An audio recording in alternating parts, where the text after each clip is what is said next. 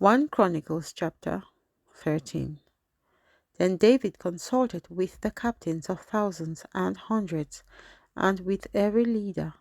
And David said to all the assembly of Israel, if it seems good to you, and if it is of the Lord our God, let us send out to our brethren everywhere who are left in all the land of Israel, and with them to the priests and Levites who are in their cities and their common lands, that they may gather together to us, and let us bring the ark of our God back to us. For we have not inquired at it since the days of Saul. Then all the assembly said that they would do so, for the thing was right in the eyes of all the people. So David gathered all Israel together from Shihor in Egypt to as far as the entrance of Hamath, to bring the ark of God from Kirjath Jearim. And David and all Israel went up to Baalah, to Kirjath Jearim, which belonged to Judah, to bring up from there the ark of God the Lord, who dwells between the cherubim, where his name is proclaimed.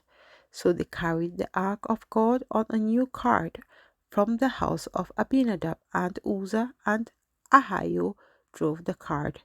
Then David and all Israel played music before God with all their might, with singing on harps, on stringed instruments, on tambourines, on cymbals, and with trumpets. And when they came to Chidon's threshing floor, Uzzah put out his hands to hold the ark, for the oxen stumbled. Then the anger of the Lord was aroused against Uzzah, and he struck him, because he put his hand to the ark, and he died there before God. And David became angry because of the Lord's outbreak against Uzzah. Therefore, that place is called Perez Uzzah to this day. David was afraid of God that day, saying, how can I bring the ark of God to me?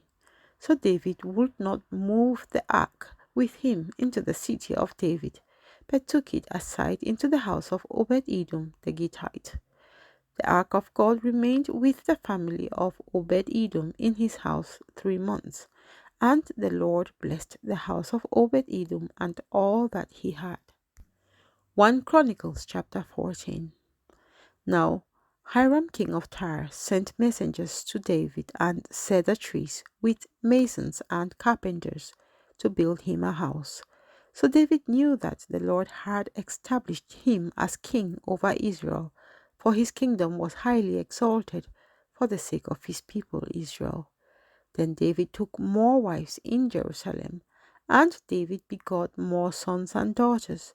And these are the names of his children whom he had in Jerusalem: Shammua, Shobab, Nathan, Solomon, Ibhar, Elishua, Elpelet, Noga, Nepheg, Japhia, Elishama, Beeliada, Eliphelet. Now when the Philistines heard that David had been anointed king over all Israel, all the Philistines went up to search for David. And David heard of it and went out against them. Then the Philistines went and made a raid on the valley of Rephaim. And David inquired of God, saying, shall I go up against the Philistines? Will you deliver them into my hand? The Lord said to him, go up, for I will deliver them into your hand. So they went up to Baal Perazim, and David defeated them there. Then David said, God has broken through my enemies by my hand like a breakthrough of water. Therefore they called the name of that place Baal Perazim. And when they left their God there, David gave a commandment, and they were burned with fire. Then the Philistines once again made a raid on the valley. Therefore David inquired again of God, and God said to him, you shall not go up after them. Cycle around them and come upon them in front of the mulberry trees.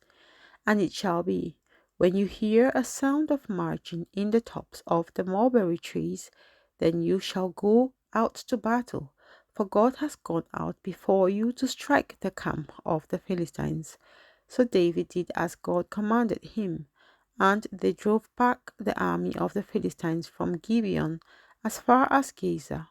Then the fame of David went out into all lands, and the Lord brought the fear of him upon all nations.